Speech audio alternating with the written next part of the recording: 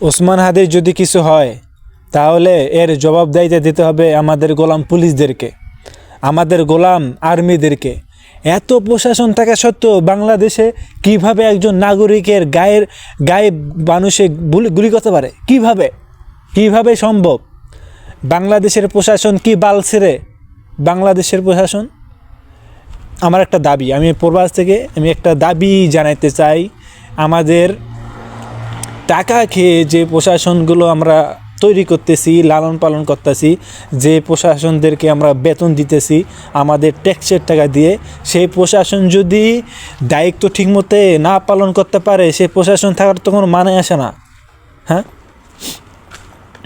প্রশাসনদের কাছে একটা অনুরোধ, আপনারা অভিযান চালান।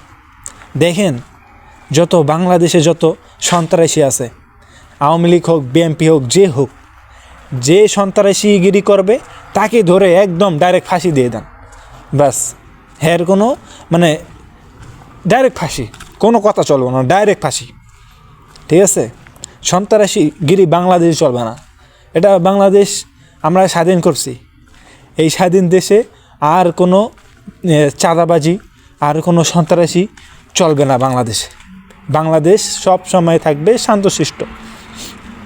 ঠিক আছে?